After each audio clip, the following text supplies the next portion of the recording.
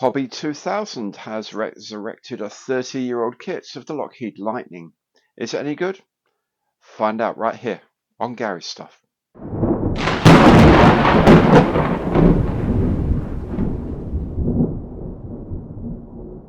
Hi, I'm Gary. Welcome to my channel and welcome back if you've been here before.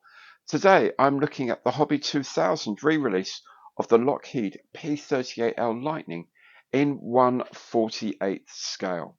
Now, if you like the show and you'd like to support the channel for free, best thing to do is make sure you subscribe. If you then hit that bell, you will be notified of all my future content as it is published. And of course, anything you see that you like, please do also give it the old imperial thumbs up on the like button below, because every like counts.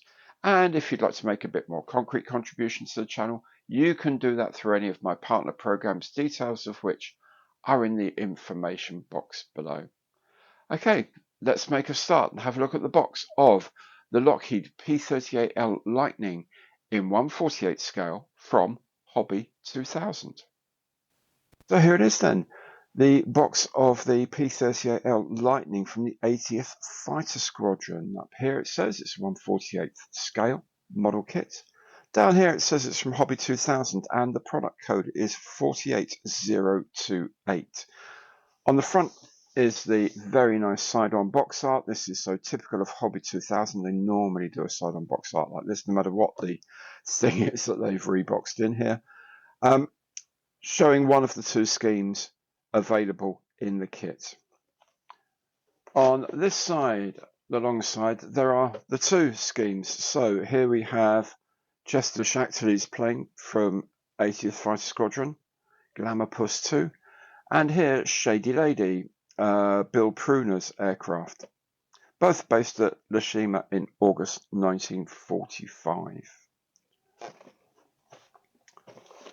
On the other long side, just usual things in several languages. It's a plastic model kit, contains parts of one model, paints and glue not including, and the instructions are in English. It suggests that the kit is for model makers of 14 years and over, because there's very small parts involved, and both the box and the plastic are recyclable, of course.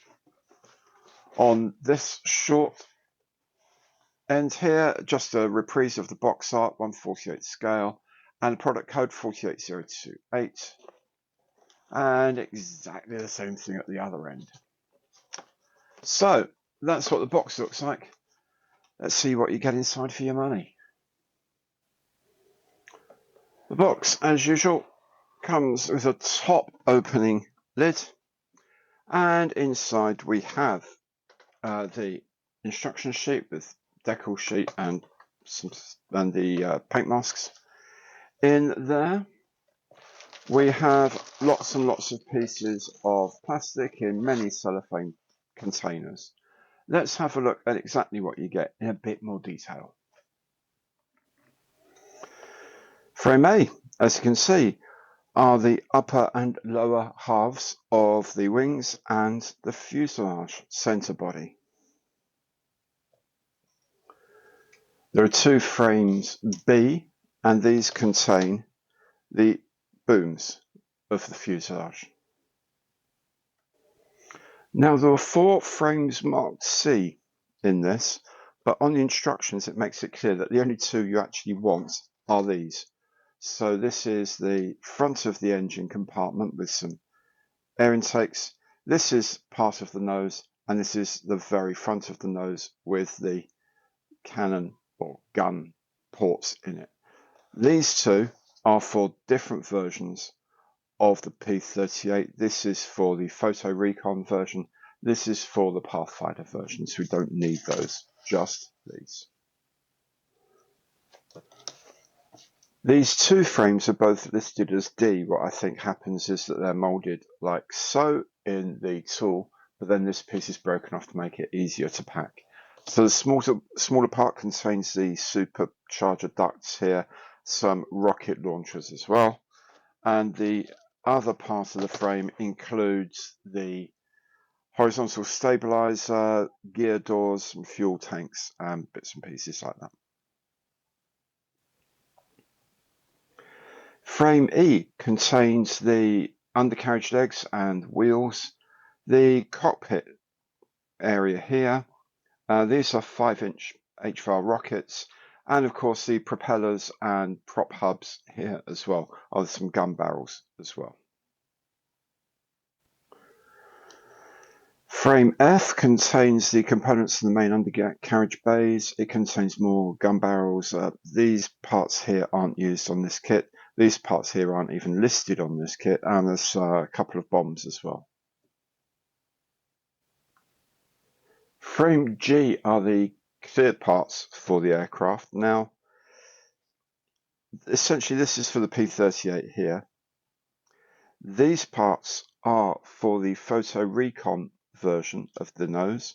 These parts are for the Pathfinder versions of the nose, neither of which are of any use to you in this particular kit. So it's just these parts of the frame that are going to be used. They also kindly give you a frame for something else, P-38J droop snoot, which is lovely of them, but we're not building that either. So this part is probably essentially completely useless.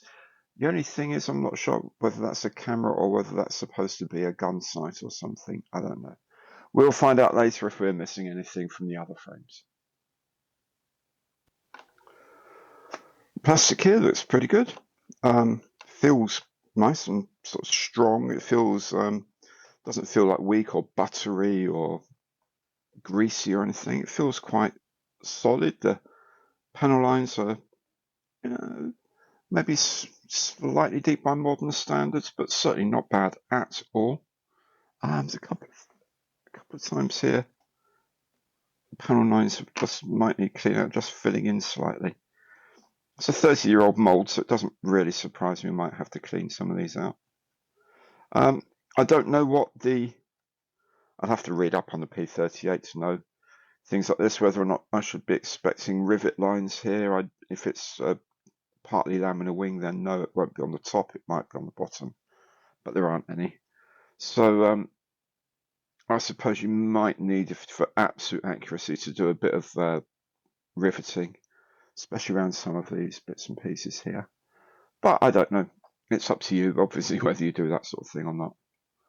But they look nice enough. There's a slight flow line here, but nothing major at all. Very, very superficial. Inside which is quite nice, you can see the reso lines, for the alignment lines for the where they've put in the pins to give you pilot holes for the stores underneath. That's quite nice. You can see how that's been drawn on. The ejector pins are almost non-existent. Really nice.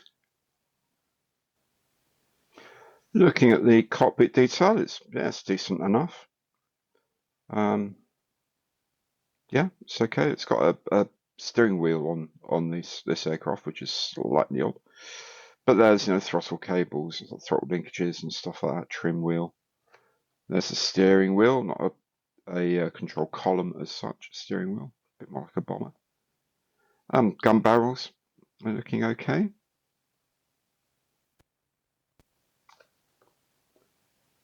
Yeah, they're all right. The weird thing about this kit is that you have to make your own instrument panel backing. So there's a decal for the instruments, and you have to make your own.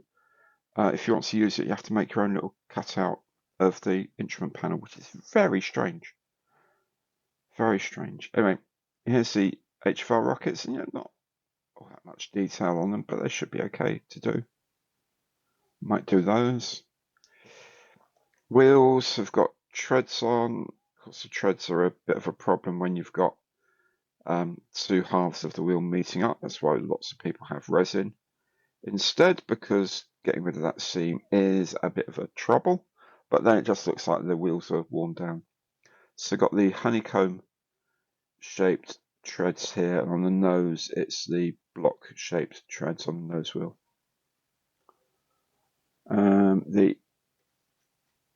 The undercarriage legs are okay. Yeah, they're fine. Nothing exciting, but then nothing terrible either. And then the propellers, which are individual, and that's going to be fun to put these in individually and get them all aligned up properly. There is an alignment pin on the back here of each blade, but I don't know. Well, we should be all right.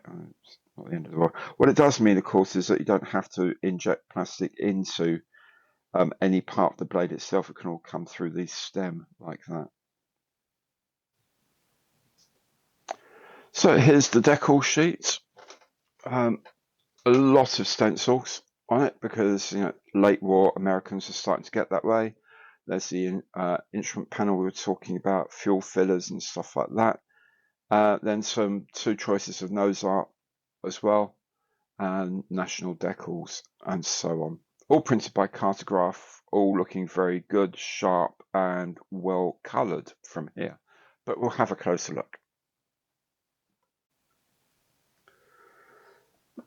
This is the instrument panel. As usual, this is my 0.5mm pencil lead, so you can get a sense of scale of these things.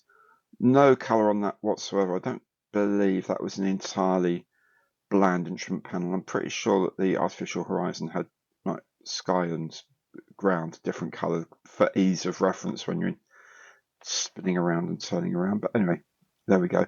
Not the greatest of those. You'd probably want to consider an aftermarket one maybe if you were that worried about it. The actual printing, very, very good as usual. It is Cartograph, so these are very, very crisp and very sharp prints, very readable, superb. Colours really well represented and very well registered, which is always good to see. And yeah, look here on the fuel fillers, you've got like little rivets, like the securing panel that goes, the ring that goes around the filler cap. Very nicely represented. That's very, very good. These are the prop markings, which are fine. Here's one of the pilot's records, basically, what he got up to. Lots and lots and lots of ground attack missions. And 24-volt battery inside, very good. Pilot's names here, very well. Crew names here, very well done. And then nose art here, you can see very nicely printed by Cartograph. This is, I'm going to guess this is a 4-color print. I might have to have a closer look into some of these colors to see, but I'm pretty sure it's a 4-color print rather than screening. And that is very, very well done. You can't see the dots of the print matrix at all. Certainly not when you're standing next to the completed kit. So really nicely done. Very, very well printed by Cartograph. You also get a set of masks, wheels, and some actually pretty nice masks, as we'll see when we build this thing in a little while. The masks are very, very nicely cut. I think they're die cut. Very clean, very, very crisp, and very comprehensive. Some nice detail in there. The instruction leaflet, somewhat less than A4 in overall size, I would say. Again, a reprise of the box art, and P-38L Lightning 48028 is the product code. There is a frame map, which is quite useful when you've got lots of extra bits of frame that they've thrown in. The shaded bits, not that they're terribly clear, but these shaded bits are things you're not going to be using on this model.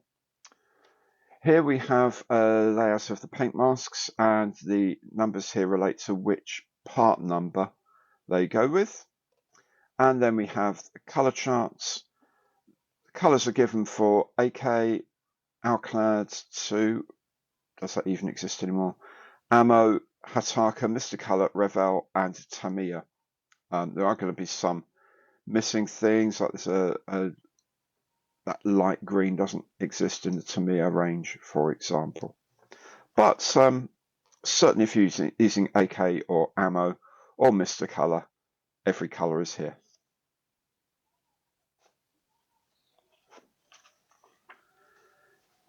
Onto the inside now, and with the assembly instructions, they're reasonably clear what's going on. There's bits to cut off, bits to drill out. I do think the drill symbol does look like a little bit like a glue, thing being done. So I would have maybe used like something threaded, maybe. I don't know. Anyway, instructions fairly straightforward. A bit sort of slightly exploded diagram version rather than the stepwise thing you find in later designs, but still all very nice, all very good. It's a double gatefold, so there's the center. Shows you front view of everything, how it all lines up. And here you can see, use this template for cutting a base of the Decals 53 from 0.5mm styrene. So that's where you're making your own instrument panel, should you want to make one.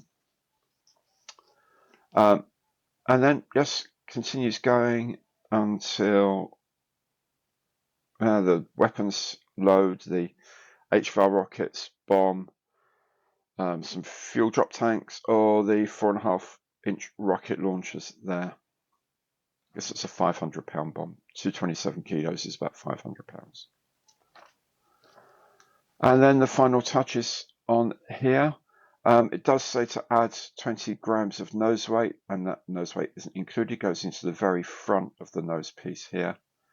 Obviously, the further forward it is, the better it is. So if you can fit 20 grams into there, it's superb. And then the last few pieces go on to complete the aircraft.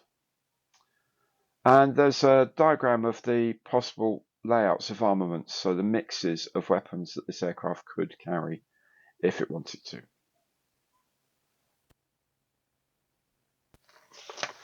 On the back is a map of all these stencils. As I say, they were getting towards the end of the war. They were starting to put a lot of stencils on their kit.